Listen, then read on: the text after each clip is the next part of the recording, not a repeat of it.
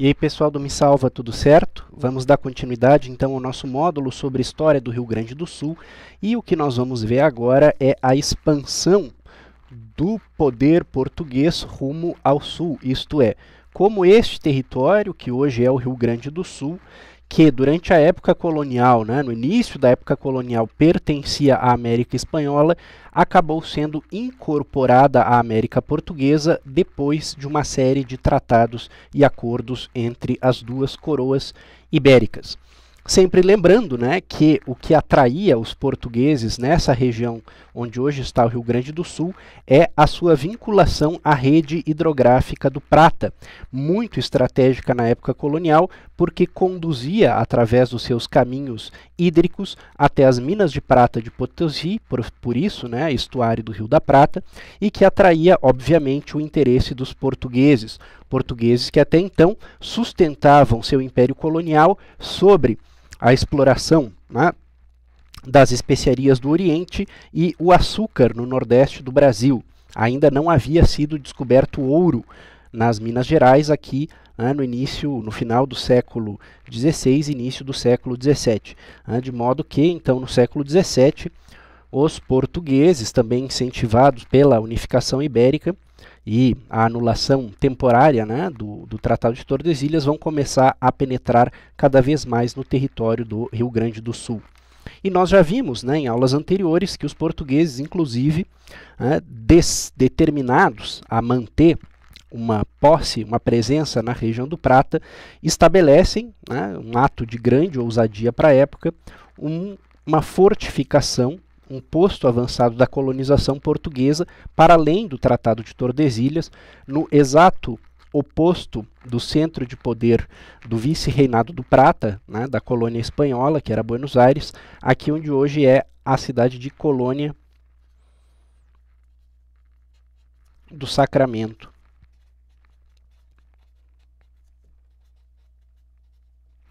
No Uruguai.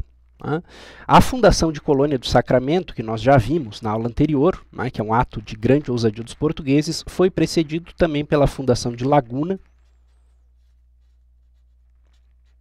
hoje estado de Santa Catarina, e posteriormente, em 1727, os portugueses estabelecem também uma fortificação e um aldeamento, ou seja, uma pequena vila, uma pequena freguesia, em 1727, na Barra da Lagoa dos Patos, no que hoje é a cidade de Rio Grande. E a partir desses núcleos, então, os portugueses começam a tentar irradiar, penetrar neste território que até então era posse espanhola.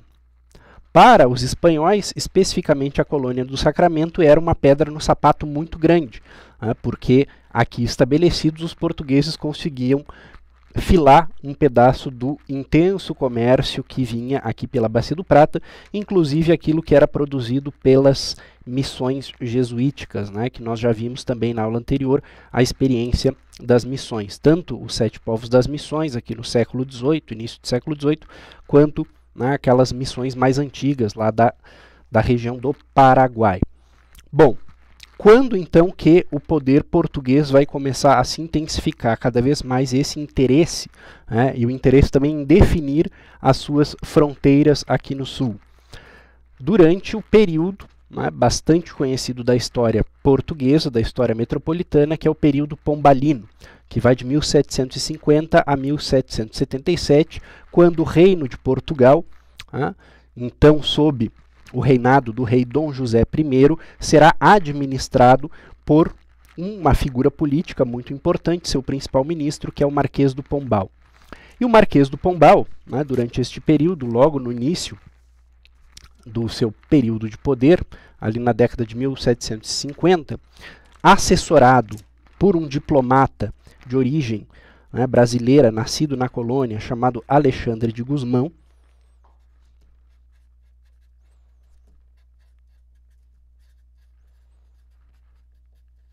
vai tentar estabelecer uma fronteira nova que dissesse mais respeito à ocupação do território e menos arbitrária que o Tratado de Tordesilhas, que até então né, vigorava, mas que já estava sendo bastante ultrapassado pelos portugueses. Bom, e aí qual é a recomendação de Alexandre de Gusmão para o Marquês do Pombal e que acaba convencendo os espanhóis? O seguinte, é mais interessante para Portugal ter um território contínuo, né, desde o seu centro de poder, ali no Rio de Janeiro, São Paulo, Minas Gerais, etc., em direção ao sul, do que ter um território recortado e ter a colônia do Sacramento sempre problemática e sempre atacada pelos espanhóis.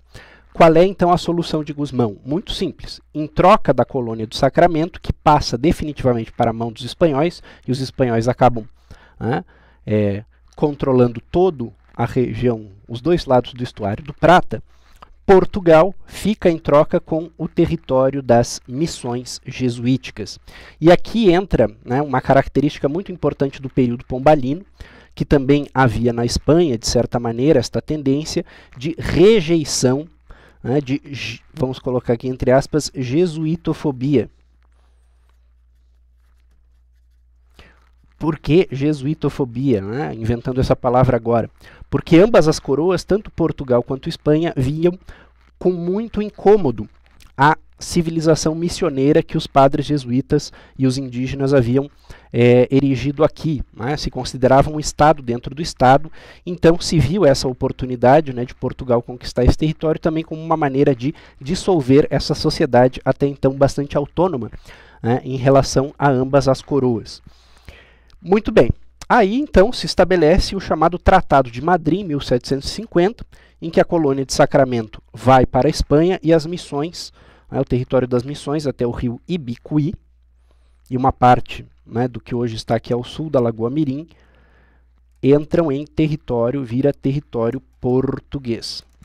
Só que faltou combinar com os próprios índios, né? Os índios rejeitam essa introdução do seu território missioneiro para Portugal, e a resistência indígena missioneira ao Tratado de Madrid é a Guerra Guaranítica, liderada pelo cacique Guarani Sepete Araju, e vai de 1754 a 1756, em que os índios aqui das missões enfrentam ambas as coroas que tentam implantar o tratado. Bom, o que acontece, né? A Guerra Guaranítica acaba colocando o Tratado de Madrid em suspenso, e depois de um certo tempo, lá em 1761, a Espanha muda de ideia em relação ao tratado e ele é revogado, né? O Tratado de Madrid é revogado, essa fronteira, né, criada, em que dava as missões para Portugal e a colônia do Sacramento para os espanhóis, é anulada, né, com esse documento do Tratado de El Pardo, e volta uma situação um tanto anárquica em relação às fronteiras aqui do que hoje é o Rio Grande do Sul, né? Isso permite também que os vice-reis do Prata, sediados em Buenos Aires, ataquem sucessivamente as populações portuguesas já estabelecidas no Rio Grande, né? Ou seja, os espanhóis atacam Rio Grande em 1763, isso produz uma fuga, né, dos sujeitos que estavam aqui estacionados em direção ao que hoje é Porto Alegre, então Porto de Viamão, ou Porto dos Casais, que é fundado em 1772, e num ato, né, de grande ousadia dos espanhóis, eles atacam e conquistam a ilha de Santa Catarina, né, que, dado, se nós colocarmos aqui de novo o Tratado de Tordesilhas, sempre foi terra incontestavelmente portuguesa.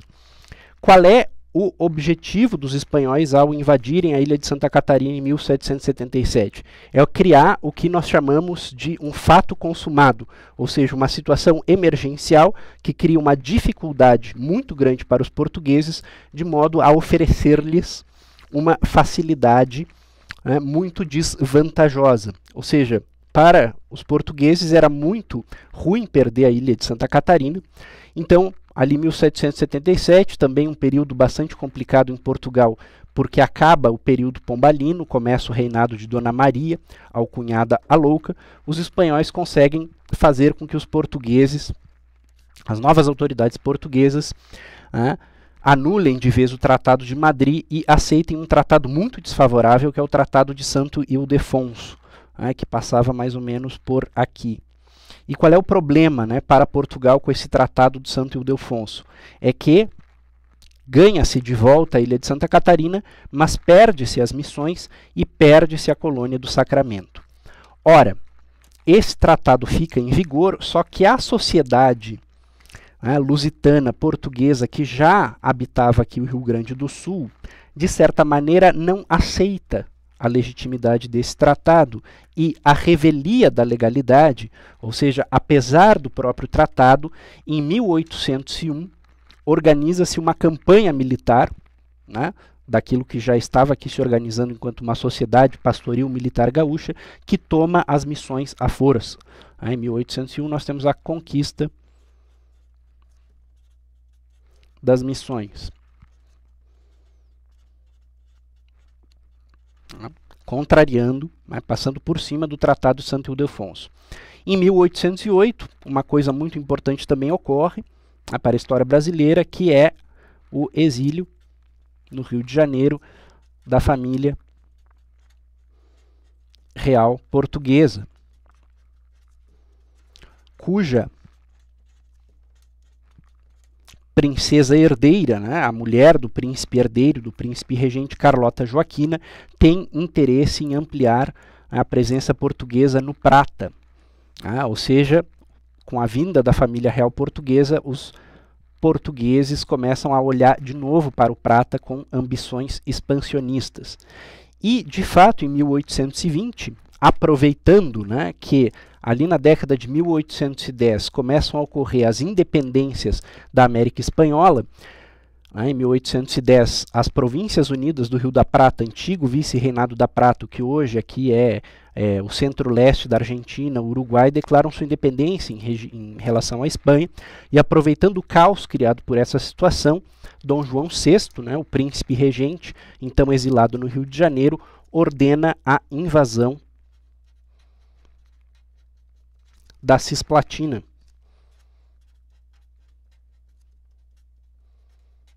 O que é a Cisplatina? É o atual Uruguai. Então, o que nós vamos ter?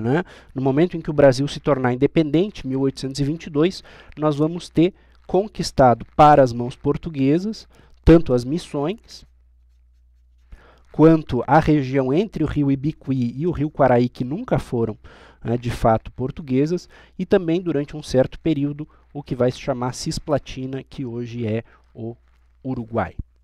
Bom, é a partir disso aqui, depois o Uruguai vai conquistar sua independência. Quando o Uruguai conquista sua independência, a fronteira ela regride novamente e vai se estruturar aqui no rio Quaraí, depois ela vai ser seca e vai vir aqui para a fronteira da Lagoa Mirim, muito próximo do que é hoje a fronteira brasileira atual. Bom, com a definição então dessas fronteiras, definitivamente, no século XIX, nós vamos ter a consolidação do território rio-grandense como território brasileiro. O que nós vamos ver na próxima aula? É o aspecto econômico disso, como a pecuária, o desenvolvimento da pecuária bovina, ovina e equina está relacionado também com esse processo de conquista territorial. Até lá!